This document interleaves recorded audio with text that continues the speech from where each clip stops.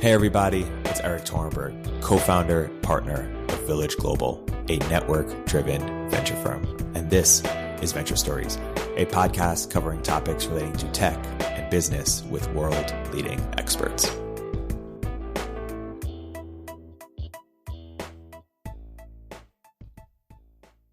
Hey everybody, welcome to another episode of Venture Stories by Village Global. I'm here today with two friends and very special guests, Blake Robbins, partner at Ludlow Ventures, and John Robinson, co-founder president at 100 Thieves. Guys, welcome to the podcast. Thank you. It's great to be here.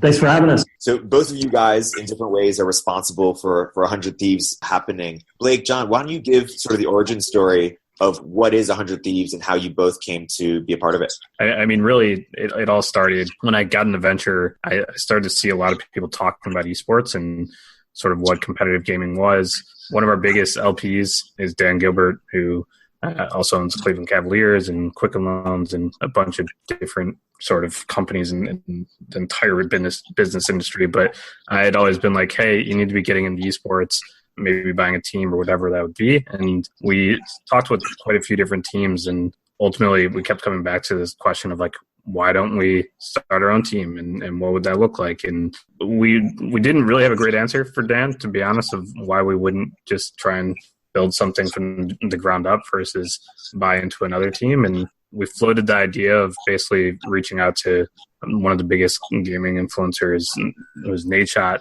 None of us really knew him. I basically had probably the closest relationship to him in the sense that he followed me on Twitter like 2 years ago.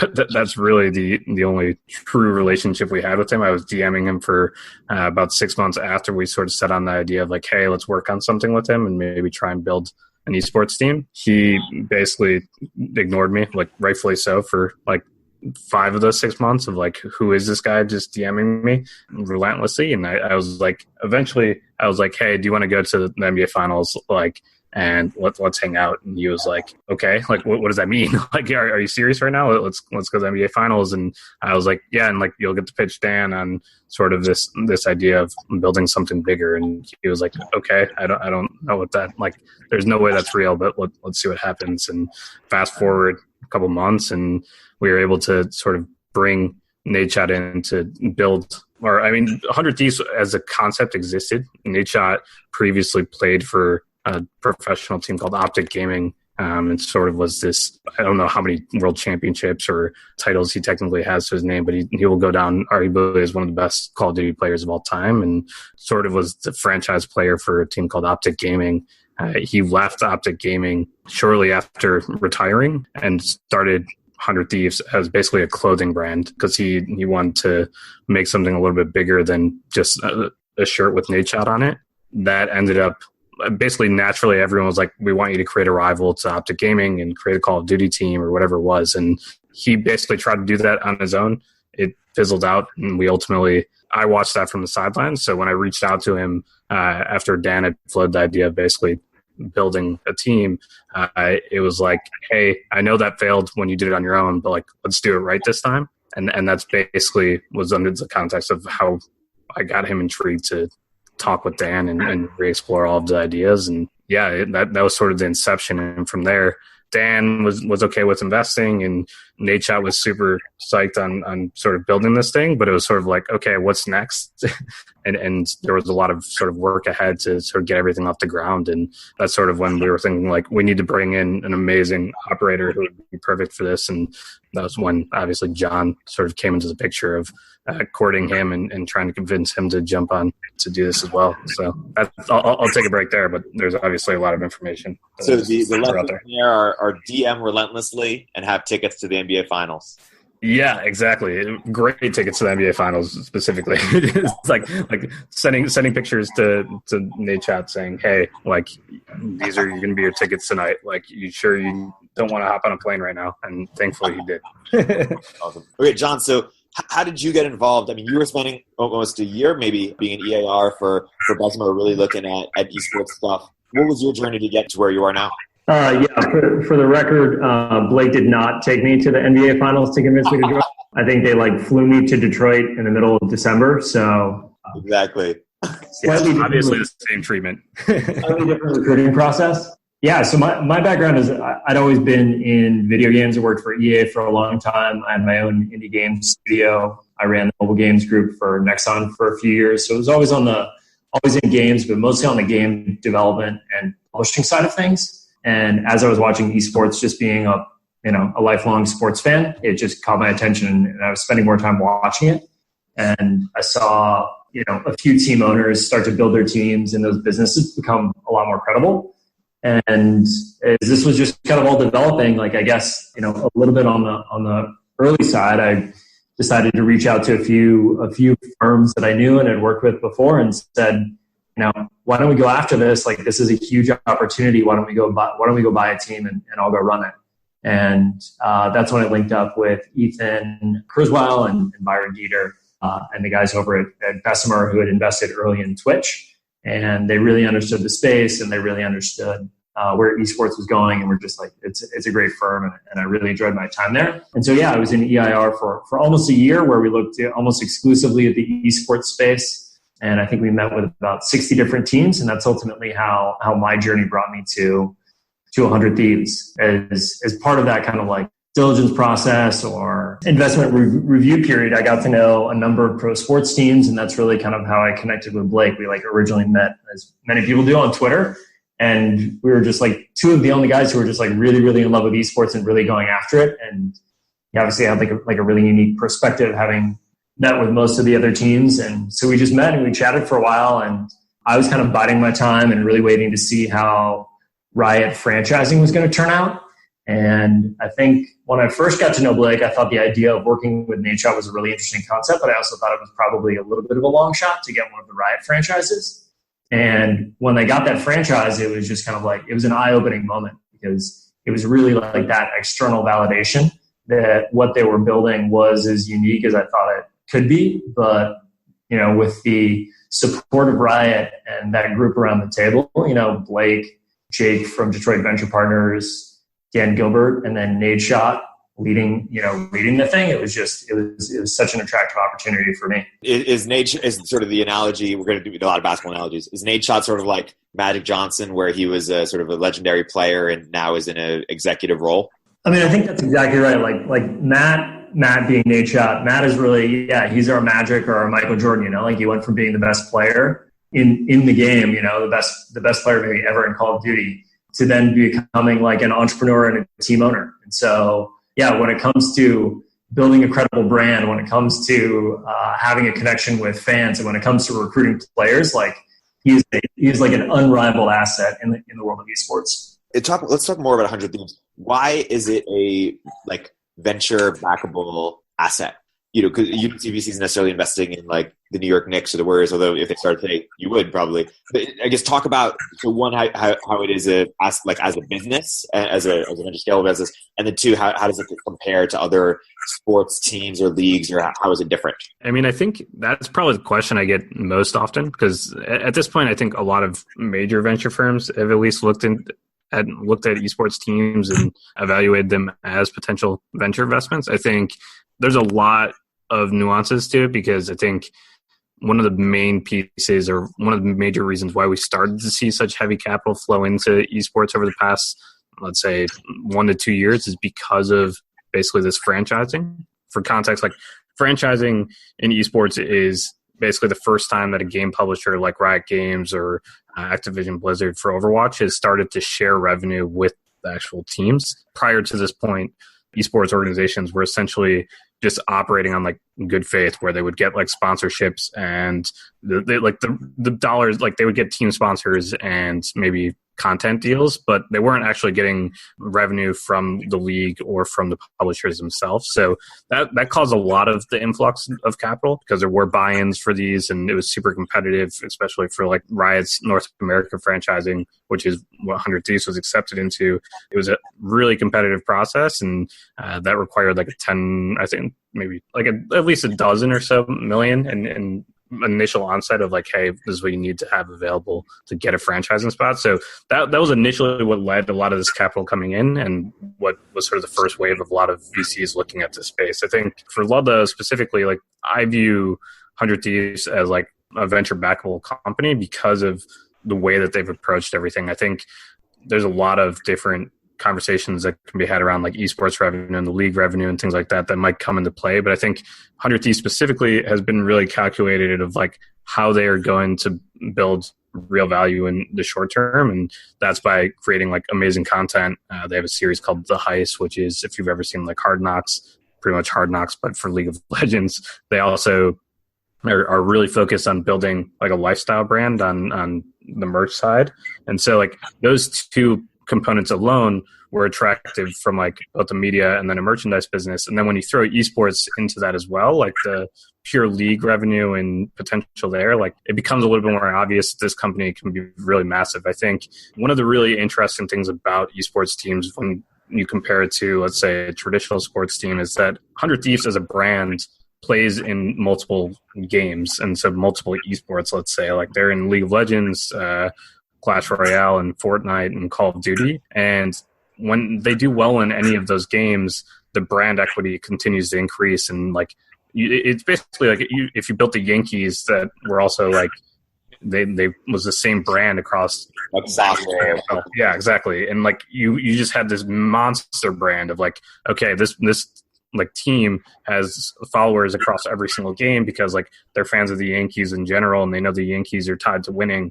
And so they're like, okay, we're going to back them and like, or we're going to be fans of them in every game they move into. And when they sign a player, that obviously means that player is going to be really great because they hold them to like championship standards. And so those things are really like very real. And the opportunity here is to build like a very massive global brand where you are just winning on the global scale versus just maybe in North America. And so I think there's, from my perspective, it feels like the opportunities are endless. And I think that's what's really interesting. I think for a lot of investors, they might question sort of a lot of the unknowns, but for me, that's what makes it super exciting. Yeah. It's almost as I'm trying to find like analogies. And NBA teams don't make sense because they only play one sport. It would be like NCAA teams is how I view it, where it's like you're basically a fan of University of Michigan when they play in every single game, even if it's volleyball, or like, you know, and like you're like, okay, I'm going to root for University of Michigan if I'm watching volleyball tonight.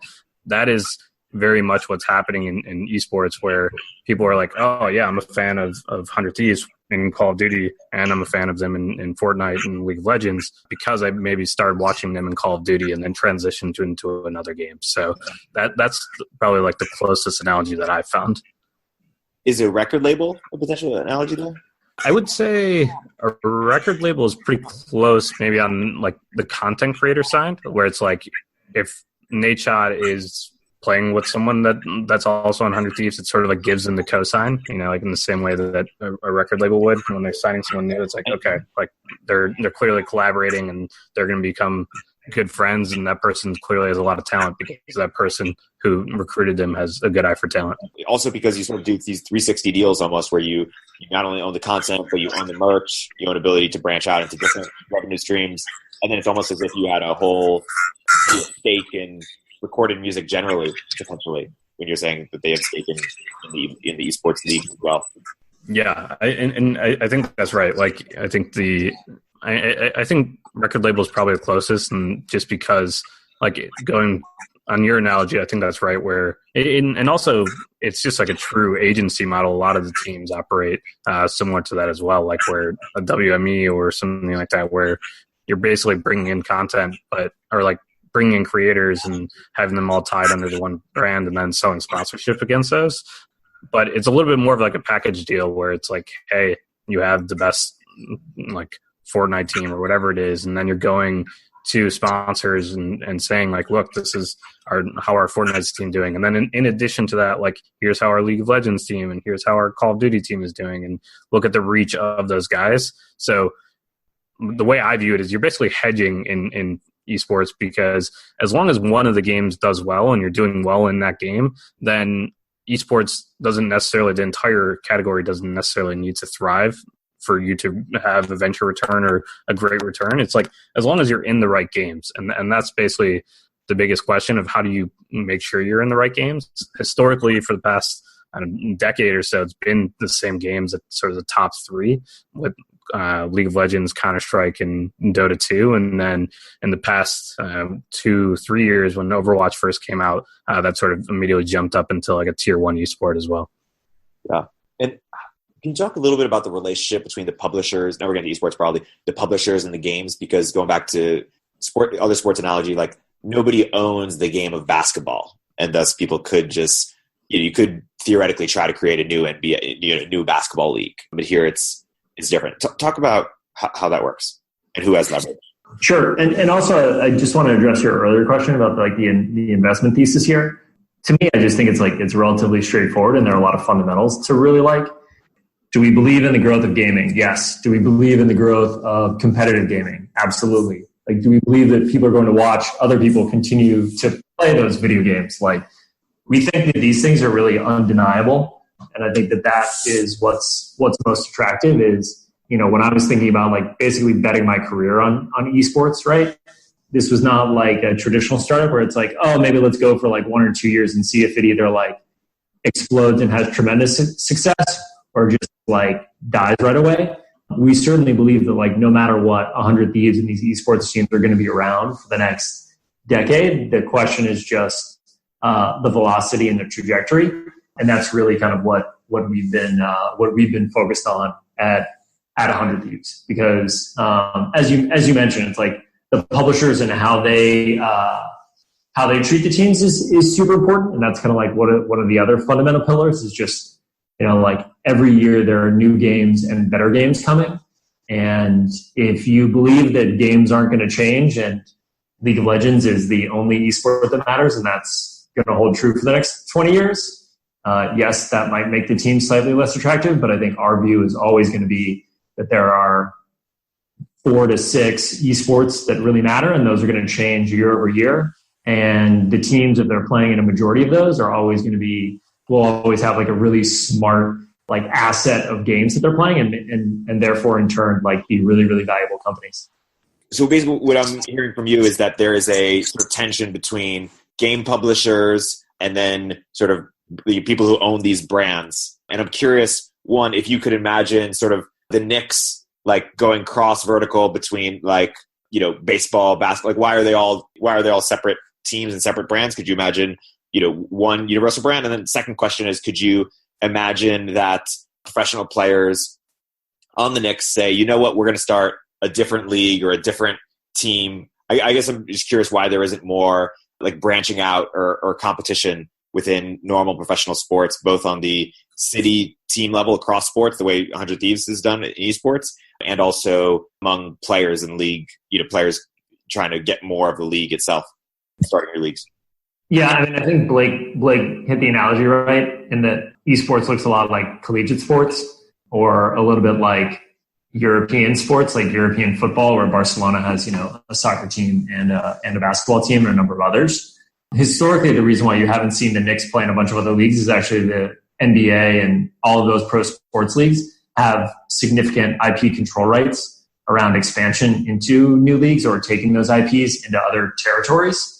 But yeah, think about it this way. It's like if you were starting the MLS, would you rather start from scratch with like a brand new New York team or have the Knicks brand come over and also be a soccer team? Like, I think it's obvious that you'd love to have the Knicks and their fan base be a part of that if you're an MLS owner or an MLS fan, because it's effectively just immediate co-marketing for you.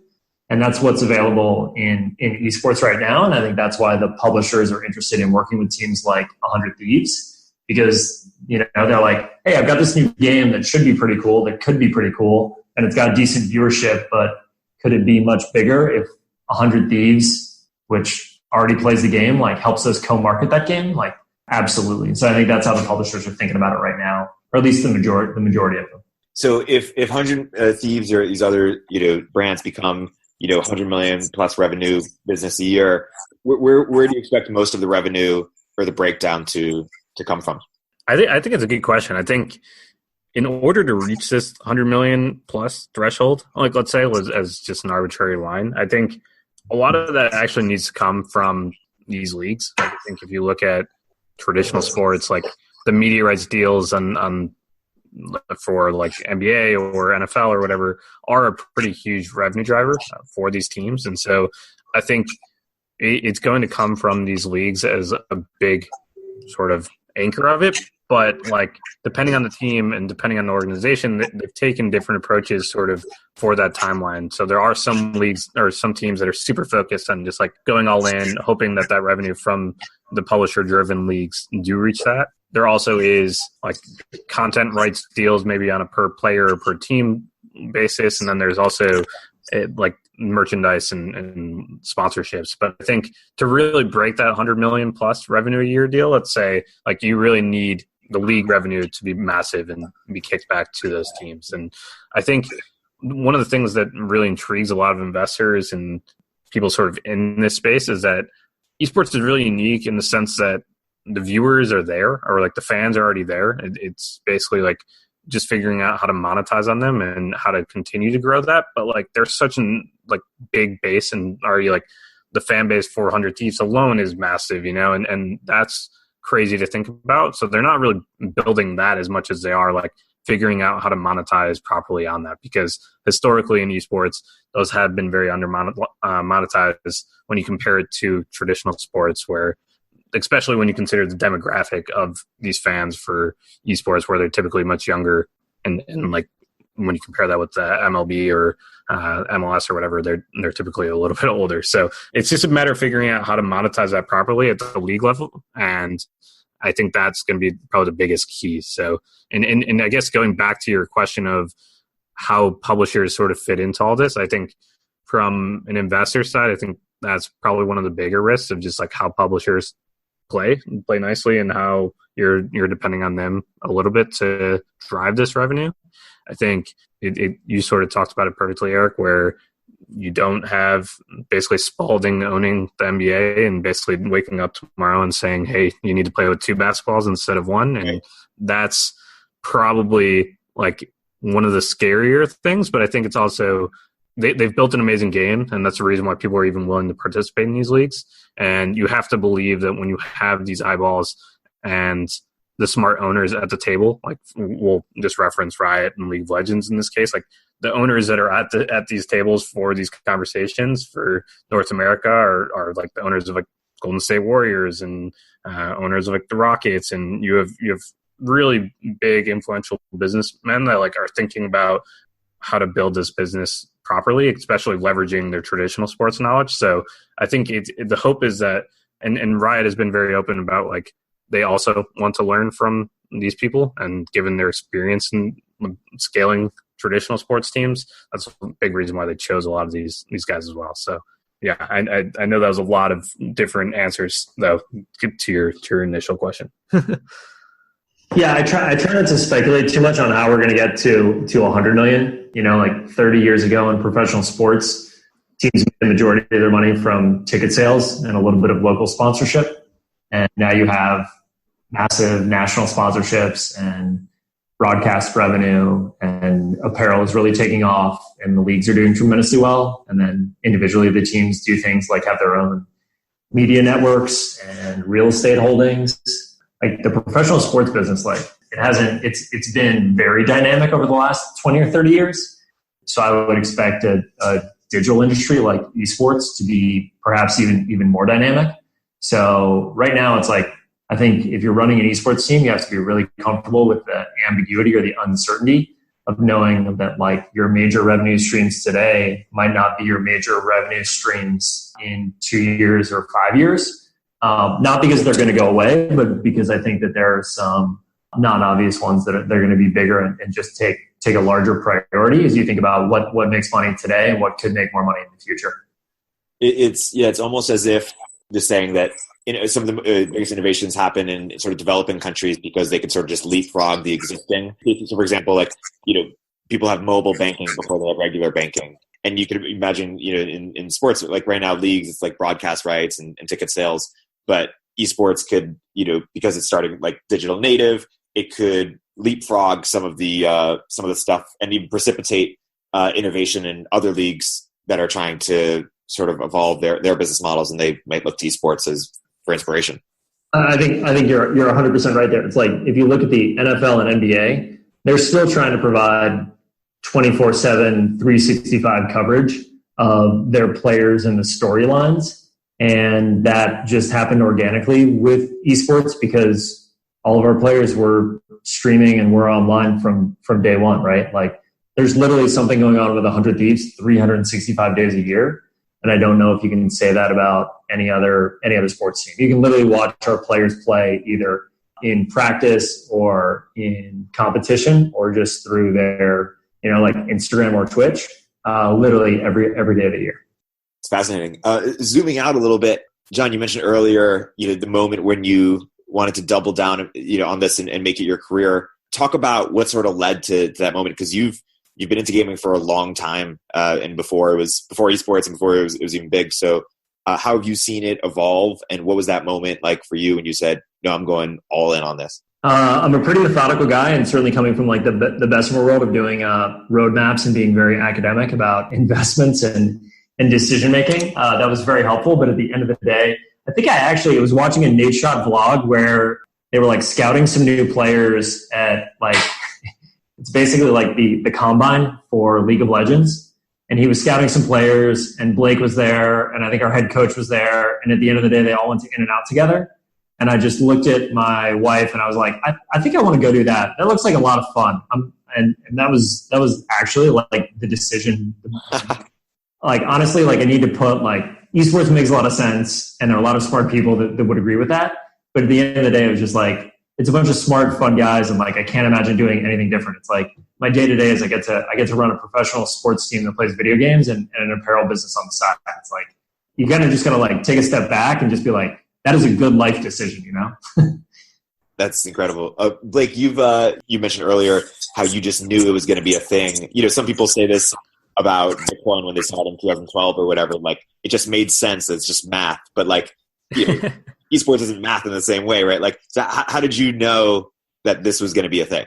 Yeah, I mean, my story, like, I've been playing video games for as long as I can remember, and I remember basically getting an Xbox 360 when it like first came out, and I was like, I want to play Call of Duty. Like, this game looks awesome, and Xbox Live was thriving at the time, and I was like, this is amazing. Like, this is gonna be so much fun, and I naturally just like started to be like, I want to play this competitively. Like, where can I find competitive stuff? And there was a site called Game Battles, which eventually got bought by Major League Gaming. And that was sort of like the grassroots, like, hey, you find someone online and you're going to just like invite them to your lobby and play against them. And that was Call of Duty 2.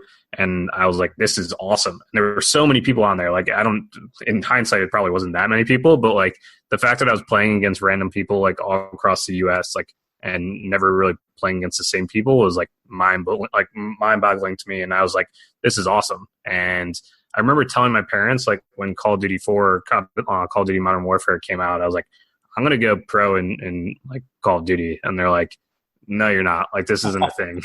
and I sort of call like the first wave, or like the first time that esports really took off in my mind is actually Halo. Halo 3 had sort of like a moment where it was just a little bit ahead of its time, where Major League Gaming was doing huge tournaments for Halo sort of all across the US. And that was like, to me as a viewer, like at the time, I was like, this is the craziest thing ever. This is awesome. This is going to be huge. And I remember there was a guy named Walshy who now is like not a pro player and occasionally does commentating for Halo, but it's not obviously at the same level it was. And I remember looking at him like he's the legend, like he's going to be like best athlete or like esports athlete of all time. He was the first person signed to Red Bull for esports and sort of paved the way a lot of like for this area. And I just remember being like, this is huge.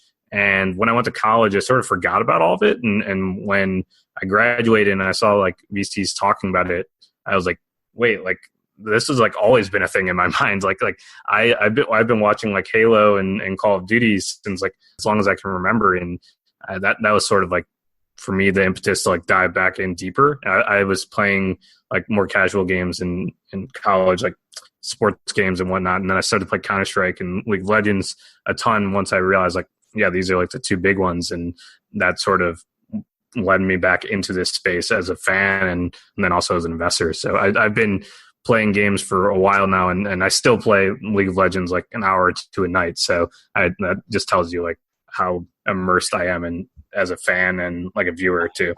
Yeah, you guys don't know, but growing up, I was addicted to games as well, console games and then online games. About 15, 20 years ago, I was one of the best in the world in Army Men RTS, which was a game that only like 30 people a month played, but I was one of the best at it. And yet, you guys have come from that experience rich and successful, and I've wasted my childhood. So I don't know what went wrong.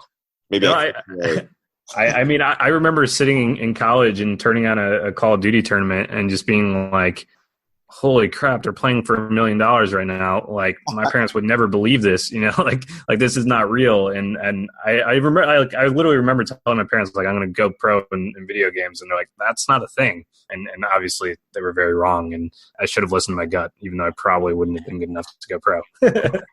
So, I mean, I wasn't even the best at video games in my own dorm room, so I knew I wasn't going pro.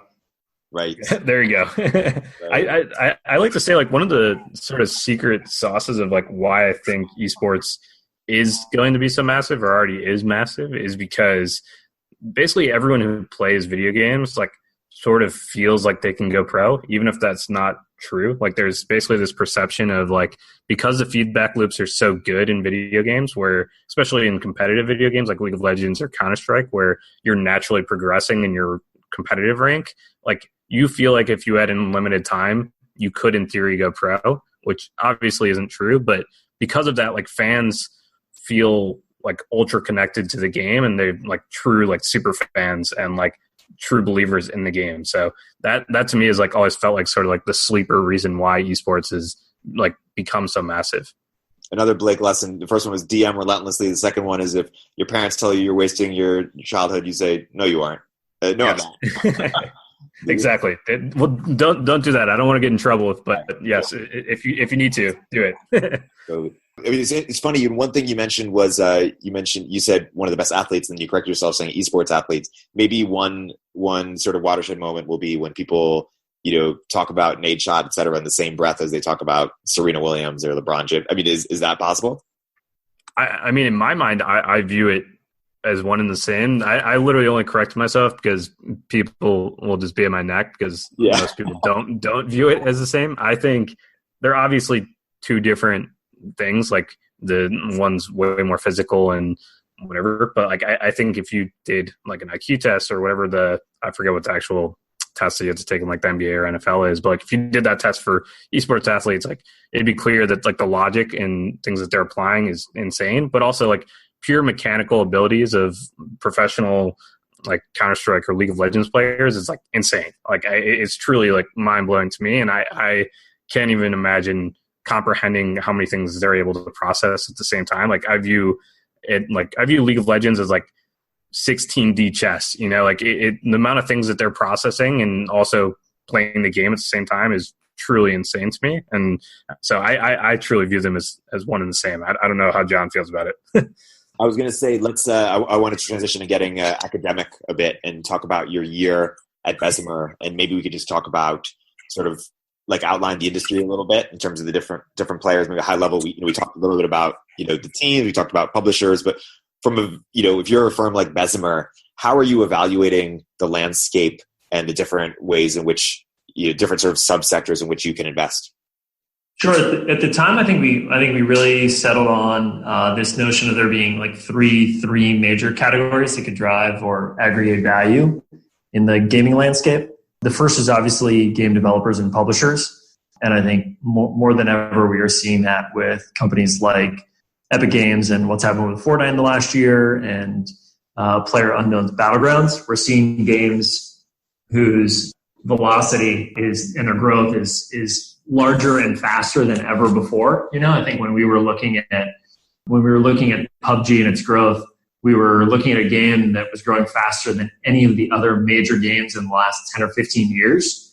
And we'd never seen something grow that quickly to that scale. And then it was only eclipsed by Fortnite 6 months later.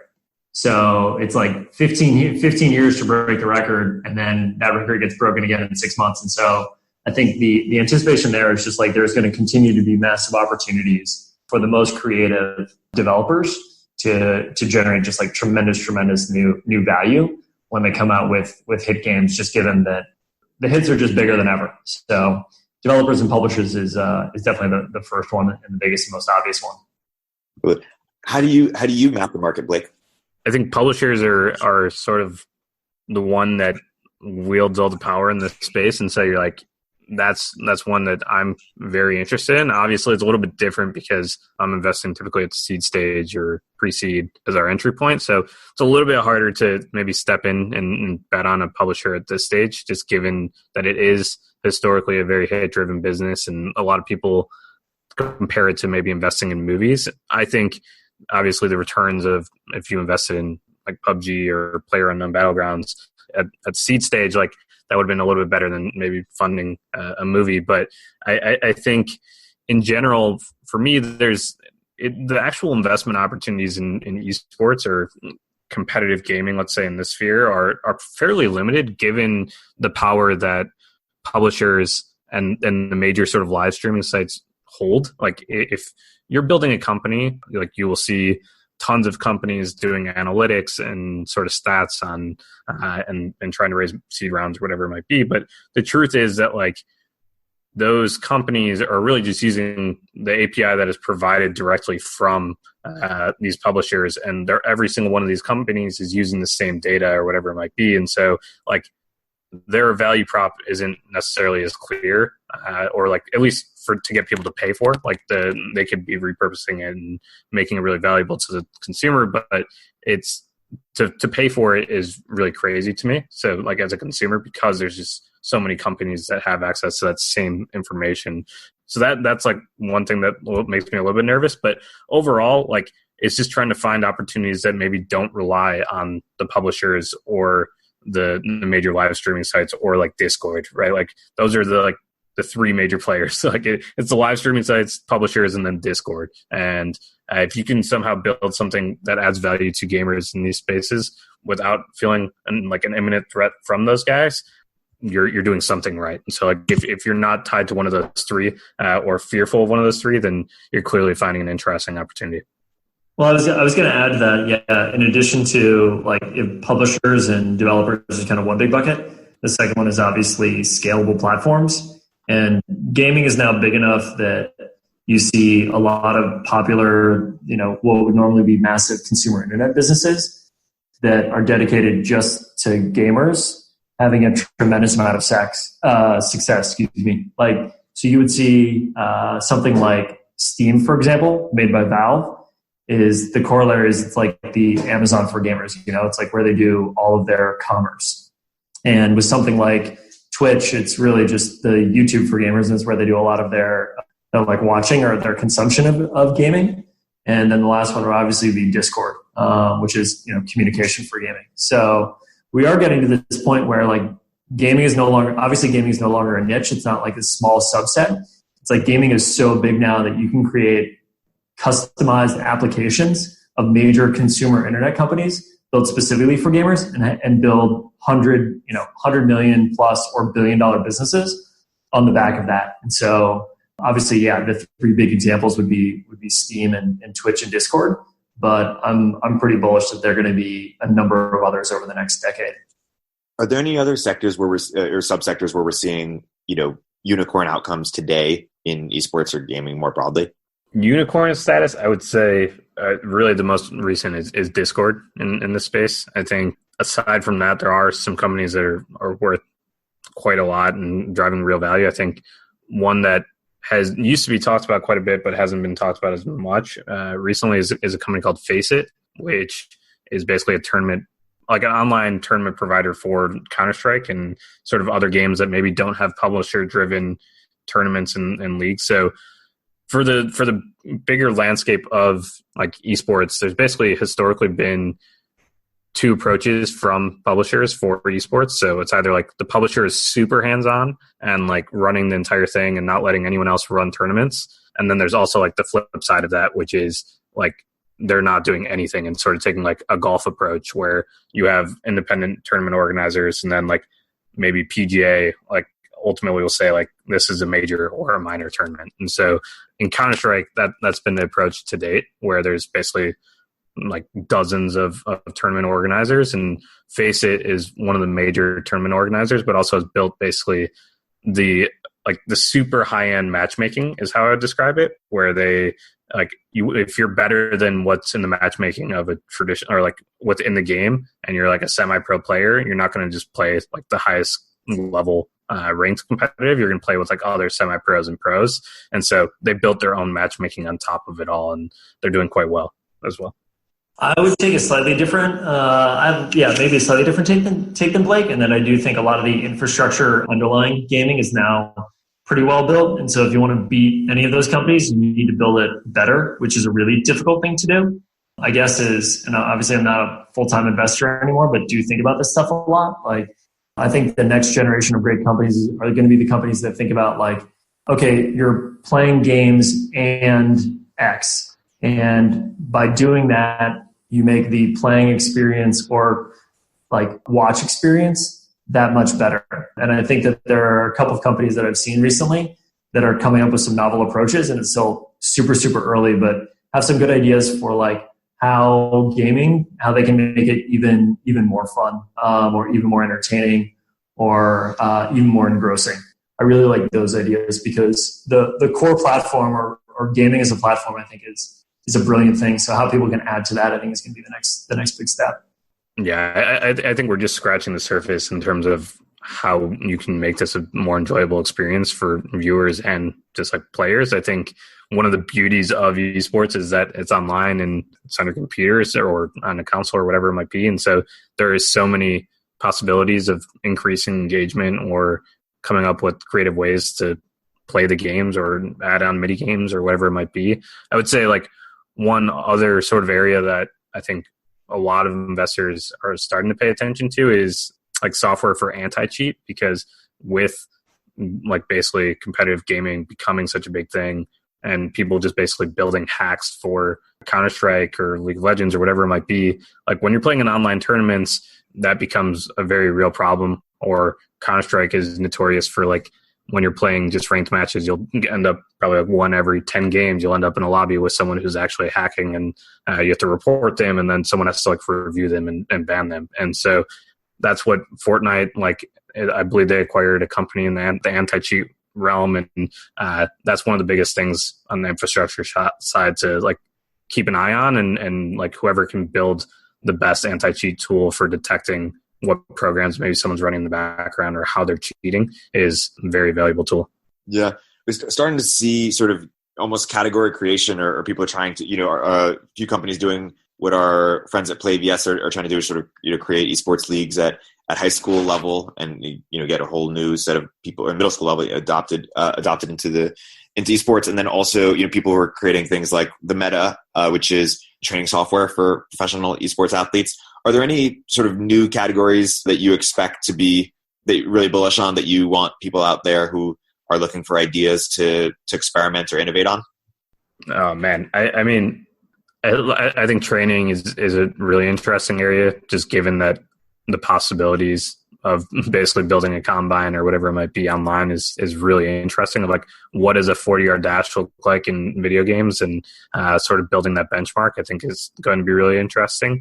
I think for me, like not really pure esports side, but I think that something that will be really interesting is for streamers and like YouTubers who are playing nonstop. I think there's a big opportunity to basically build a tool that auto like edits these clips into like the 5-10 minute videos that they're clipping their 4-hour streams down into. Like, I think it's pretty insane that like Ninja or these big streamers are paying editors to like go through their 8-hour stream and pick out what is the good clip and making it entertaining. I think that's where things are heading. I just can't imagine that 2-3 years from now, the biggest streamers and creators are going to be sitting there and hiring editors to go through. And I think that's when you'll start to have even more people break through as far as getting discovery, especially in like a game like Fortnite, where there's so many amazing clips out there, but it just gets lost because maybe it's not as polished. I'd actually say like I hope to see like a lot of entrepreneurs going after bigger opportunities. I think esports has been such a popular segment or sector in the last like 2 years. Or at least during my time at Bessemer and continuing on through the last year, seeing like dozens and dozens of companies that are like X for esports or Y for esports. And I think that a lot of those companies are they're building kind of like features or small products as opposed to companies. And I think that's been like a little bit unfortunate because I think a lot of those companies are just going to end up not being able to get the scale or the traction that they need just by building like, something useful. So I think that there's definitely room for like some big industry changing companies to certainly come out of gaming and esports in the next couple of years. But I haven't seen any just yet or any obvious problems that need to be solved. Yeah, and just to add to that, I would touch on like what you said, Eric, or what you said earlier, Eric, where basically esports has an opportunity to leapfrog traditional sports in a lot of ways because they don't have to maybe deal with those same learnings. Like they can already learn from that today. And I think one of the things that's been interesting to watch in esports today is that a lot of the leagues or publishers are trying to basically mimic what the traditional sports teams are doing. And the difference is that historically those sports teams basically built their revenue model off of ticket sales and having people in seats, whereas in esports, we're likely not going to have that, just given that people love watching on Twitch and YouTube, and that experience is such a great experience for viewers. So trying to brainstorm more revenue streams for leagues and teams is going to be a really like important model moving forward, rather than just focusing on maybe what worked in traditional sports and bringing that over. Totally. How do the big players, like how does Google, Apple, Facebook, Amazon, obviously Amazon bought Twitch, like how do those players play in gaming esports broadly? Do they play, and why did Amazon buy Twitch? Yeah, I mean, I think so. The major players like Google with YouTube and Amazon with Twitch are sort of the two obvious ones. Facebook has actually made a little bit of effort into this space as well with some gaming initiatives. They've signed maybe a couple live streamers, and they actually had one of the pro leagues for Counter-Strike. What's an exclusive deal? I think that Facebook and Apple, let's say, like both basically weren't really in this space organically. I think Twitch is really unique because Twitch was basically all organic, and it's just become the natural place for game streamers to go. And I think that's almost to a fault where people associate Twitch immediately with gaming. And so for Twitch, it's like, how do you basically break free of maybe just being known for playing video games and build that into a bigger live streaming site? I think for Amazon, I can't speak to exactly why they bought it, but I think they likely saw a bigger vision of live streaming and saw that this is going to be a very, like, I think the time that people are spending watching a specific streamer is just absolutely like insane to think about. And I'm sure if you looked at the metrics of Twitch of like, wow, like there's like 1,000 people that watched Nadeshot for the entire 8 hours that he was streaming. Like that's a crazy thing to think about. And so I think just engagement at like the very core of Twitch or YouTube is very interesting. I think YouTube has taken a very different approach over the past couple of years, where they also basically didn't really care about the live component. And in the past couple of years when they launched YouTube Gaming and then actually pulled YouTube Gaming back into just greater YouTube, they realized that live was a really interesting component, and making that experience as good is really important as well. So I think those two are sort of the clear leaders. I think Facebook is just very far behind in this regard. I think Instagram has done an interesting thing where basically all the great clips for gaming end up on Instagram. And like that's notorious of how like Drake found Ninja. Was watching like he talks about how he was watching like the Discover page on Instagram and found his clips. And so like that's become a good channel for them. But overall, like I think that Facebook it should be much more focused on sort of creating the next Ninja rather than like trying to get Ninja onto his platform. Because I think at this point you're trying to enable more people to stream on your site versus like trying to get the bigger guys on your site, because it's just not going to make sense for Ninja to maybe move over to a Facebook tomorrow, given that there's so many of his fans are already on there. And Twitch is really unique in the sense that, I don't know if you're familiar with like how the subscription model works, where you're subscribing and directly basically supporting them in a Patreon-esque model. And that lock-in to a streamer of like, hey, I have 20,000 people paying me $5 a month. Like I can't move platforms. And so that buy-in right there is like super huge and reduces the switching costs between platforms.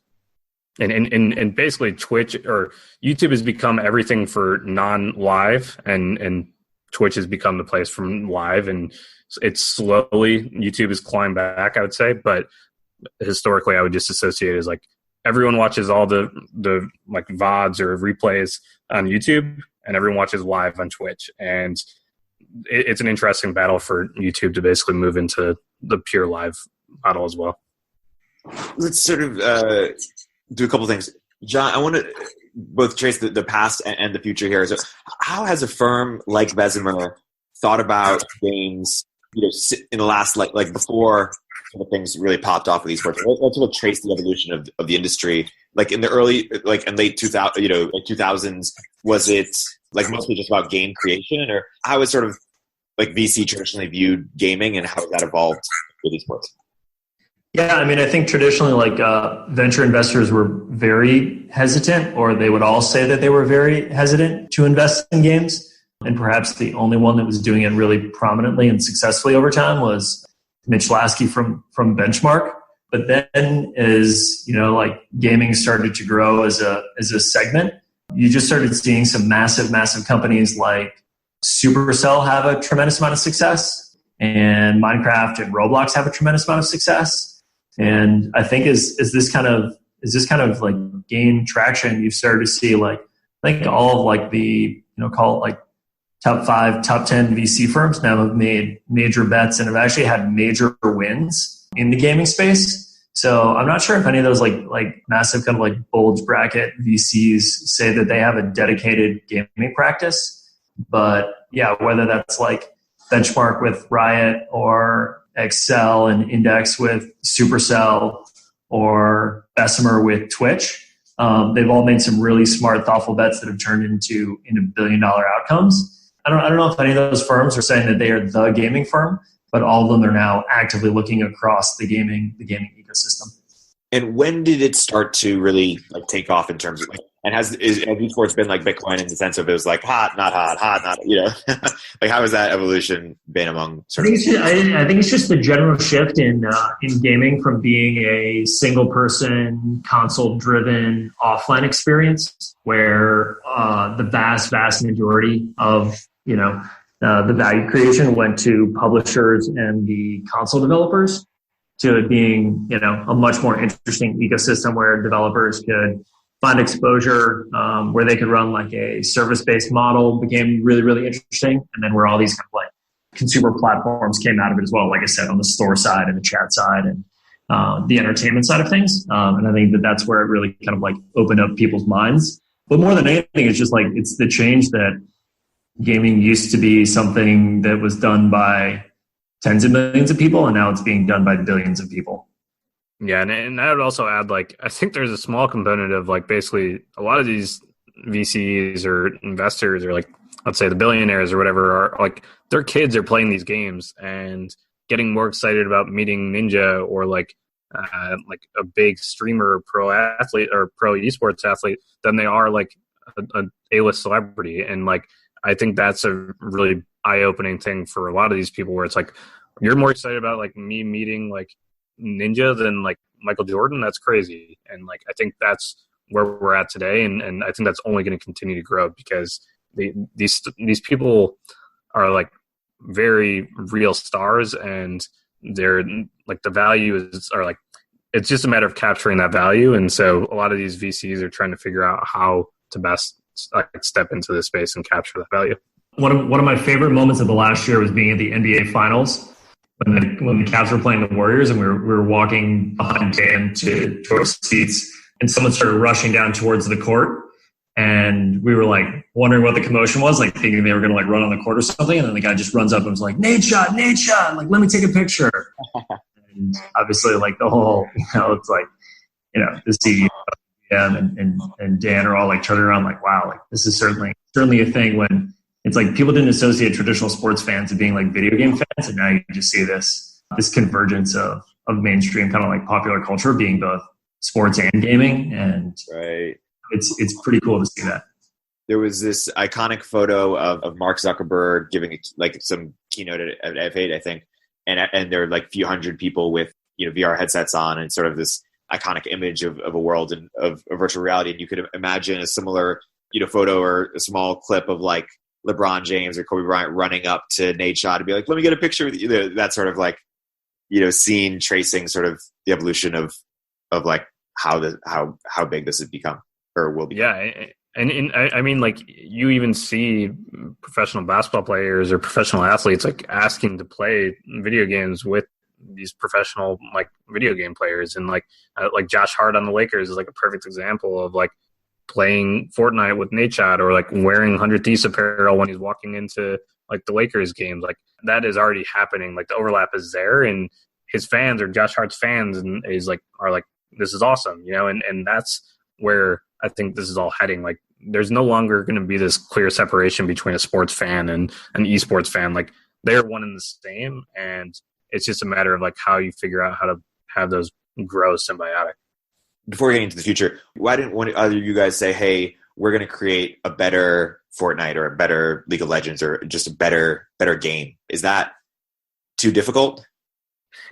Yeah, I mean, as much as I would love to be able to do that, I think the truth is like a lot of the games that we see, with the exception of, I mean, maybe even Fortnite, you could argue as well, is like a lot of the major games that we see today weren't basically built as those games. Like they basically were mods of existing games and basically tweaking them to maybe be like a totally different version of the initial game. So like Dota 2 is like, I forget what it's actually a mod, or League of Legends like a mod of Dota 1, and like those games basically are just like natural evolutions of others. So I think it just naturally comes from like that hacker world, or like the community of basically like saying we want this. And like for Fortnite, like Fortnite wasn't initially a battle royale game. Like it was basically a sub game of the main game. Like and that basically the main game, which was like a single player game, just basically never took off. And they realized, okay, like the battle royale game is like where everyone wants to be playing, and that's what we're going to put all of our time into. But that to me even is like they didn't know that this was going to be nearly as big as it was. And so I think it is really hit driven, but a lot of it just comes organically of like they're building and tinkering with new things, and it just naturally like evolves into something bigger. Yeah, if you want me to beat Fortnite, I'd probably need like $400 or $500 million and like 200 people in 10 years. So the bar is very high. And even with that, you don't know. Yeah. I just have like a tremendous amount of respect for game developers, because they have the hardest job of all. Wow.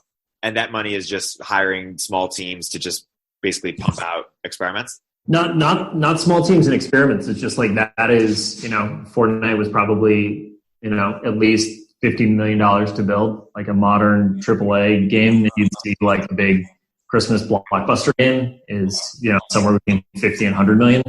And obviously I'm assuming I'm not going to make a great game right away. So I asked for 400 to 500 so I can make, like 4 or 5 games with Blake. Blake, are you making this with me? Oh yeah, I'll make it. Let's do it. If you can raise the 400, let's do it. Well, I mean, could you see someone like Dan Gilbert being like, hey, we're getting screwed by this league? I mean, they're not, but I'm saying like in the future, could you imagine someone being like, hey, we're going to make our own game? Yeah, I actually don't think that's that far-fetched, because I think that would be a natural evolution of all this, of like maybe owners coming together and being like, hey, we want to build our own game. I think it's a little bit more difficult than that, but I think the hope is that, like, going off of what John said, where like because the brands of these major organizations are so huge, that what ends up happening, instead of these owners or like these teams having to build their own game, it's just like they get involved in the development of 10 or 20 games that are before they release. It's like, hey, how do you like want to build esports organically and like authentically with these 10 teams that are all going to be participating, or 20 teams? And I think that's just naturally what's going to happen. But I'm not as opposed to maybe like everyone coming together and building a game. I just think it's a lot harder than just like waking up and saying you're going to do it. And I think that's by far the biggest thing. I think what would maybe be more likely is like, yeah, actually, I don't even know what would be more likely. The hope is that you're just involved really early on with these games before they become big. Like, and Epic Games is approaching you before they release Fortnite, and they're like, hey, we want to do esports right, like, and we want these 10 teams who all have huge brands that are going to help us build our competitive scene, and being involved sort of on day one versus like being involved like 10 years into the game. So in the future, I mean, what can we expect the next few years, 3 years, 5 years from now? Like, are the dominant games going to be new? Like, how is this ecosystem going to evolve, and what might that look like from a venture capital perspective? If the top 5 games take the the vast majority of like revenue and consumer attention, I think over the next 5 years, probably like all 5 of those change at a rate of maybe like 1 per year or something like that. But yeah, it's not going to be, you're not going to see like a wholesale change here overnight. And those games that have been around, as Blake said, League of Legends, Counter-Strike, etc., I think are going to continue to do really, really well. And we'll probably still be in the top 5 or at the very least top 10. So that would be my prediction on games. But yeah, I think you'll see a lot of great new stuff coming. I'm a little bit less bullish on mobile right now. And I think I'm more bullish on just like the console experience, and the PC experience is so good and is so fun to play, like great, rich, long session multiplayer games with your friends. I think that experience is only going to get better. So I'm kind of I'm bullish on that, on like the resurgence of that category right now. My personal opinion is that like League of Legends and Counter-Strike will be around for at least the next 20, 30 years as being like the top 2 games. I think in order for new games to emerge, like a Fortnite, you basically need to create new genres of games. So for Fortnite, they basically created or built the best game in Battle Royale, and like League of Legends, in my opinion, is the best MOBA or multiplayer online battle arena, and Counter-Strike is best FPS for PC. Like, I think that's, like, in my mind, is how you build like a top game in esports, is like you build the best game in a new genre. I think it's way harder to displace the best game already in that genre. I think that's just almost impossible at this point to build a better MOBA than League of Legends. But on top of that, I think every publisher that's releasing new games in the future is going to basically take the Fortnite approach. I think a lot of these major publishers are actually in a really weird spot where you look at, let's say, Activision with Call of Duty, where they release a new one every single year, or I think it's every year, and they charge $60 every year, and it's like, okay, we're just going to keep making money by just releasing a new version, charging $60, and we're only going to basically make real updates once a year. That is just not going to work in esports, or at least in competitive gaming. I don't think like a true multiplayer game is just not going to work in the future, where you need to be a free-to-play game or a very cheap game, and you need to monetize by in-app cosmetics or upgrades or whatever it might be. But I don't think that you can have that same revenue model that these major publishers have had historically. And I think we'll start to see after Fortnite's success that if you are building a competitive game, you are going to likely follow that model of being free to play, because once you have the users like Fortnite, for example, it becomes a little bit easier to monetize. But to Fortnite's credit, it was very ahead of its time, or like they took a big gamble. I think League of Legends is a perfect example of being free to play and still doing billions in revenue every year. And so I think that's going to be a big shift in this space, where the major players or the major publishers are going to have to sort of try and move the cruise ship of how do you try and get that of like, we're not going to build for $60 every single year and cannibalize our game from an esports perspective. So that's my overall perspective there. But I think from a startup side, like I think League of Legends and those games are going to continue to grow, but I do think we're going to see interesting stuff on mobile. I'm actually still fairly bullish on mobile. I think just the idea of people wanting to play games at all times, and I think like that there's a lot of potential there. So that's my personal opinion. How will gaming esports intersect, if at all, with crypto, with VR, with other sort of platforms? And I know a lot, and people talk a lot about intersection of VR and gaming, and also people are excited about gaming use cases in crypto, or sort of what crypto uniquely enables. What are your thoughts there?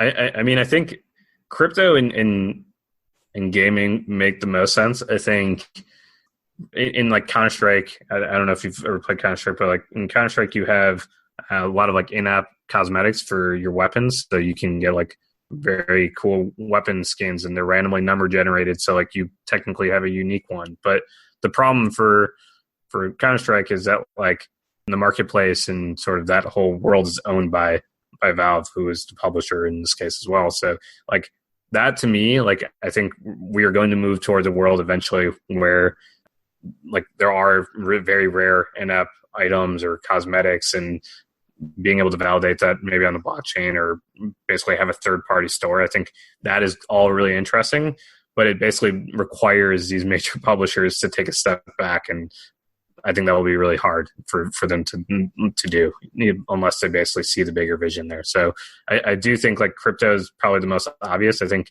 I'm less bullish on like VR and esports. I think like right now, at least from like a gameplay perspective, like I don't think people are going to be playing like VR games competitively for at least like a decade, if not even more. Like I think just the latency and graphics just really aren't there. But and it's also I just can't see it being in the same that it is right now. Like the experience of these games and being as balanced as they are takes a lot of time, and I might just be a little bit more skeptical there. And then yeah, I think just crypto is probably the most obvious. And my personal hope is that like someone from the crypto community builds a great game, and that would be awesome for basically everyone.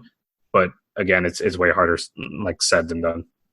Maybe my last question is, when people talk about sort of the future, let's say crypto or VR, they say that it won't just be sort of an individual sector in the same way that like the internet wasn't an individual sector, and like having a crypto fund in 20 years might look as silly as having an internet fund today or a VR fund. Do you see a world in which gaming is that similar, that it becomes all encompassing, and that like we're gaming across every platform? Is it sort of gamification of everything, and sort of there's less sector specific gaming funds and more like the main funds are gaming? Like what's sort of the biggest possible world here, and what's likely in your view? Oh man, I mean I think that this gamification of everything will naturally come. I think like if you think about just how kids are growing up today and just like what they're used to, like I think everyone is very like gaming is becoming a part of everything.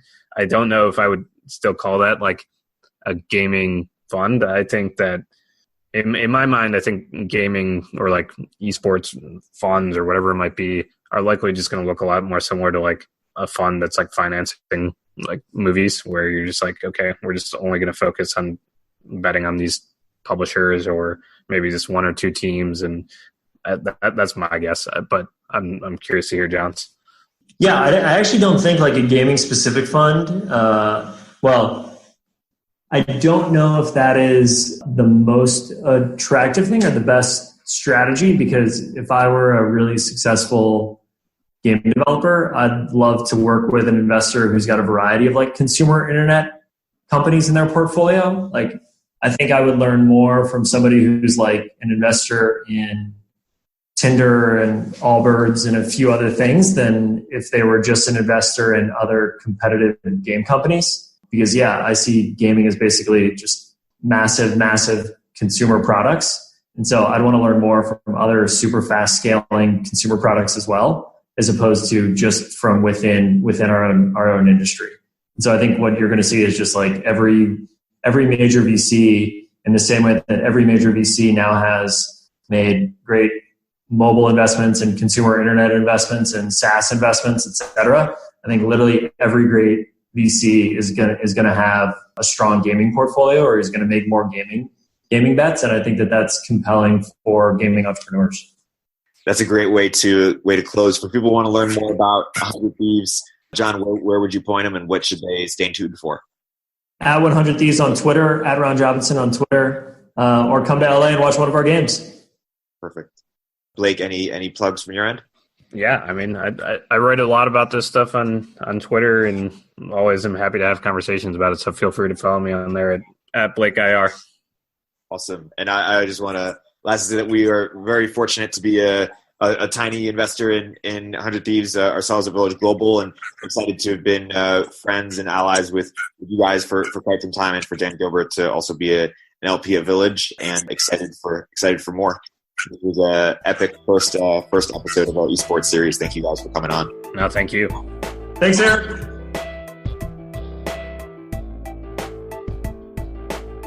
If you're an early stage entrepreneur, we'd love to hear from you. Please hit us up at villageglobal.vc/network catalyst.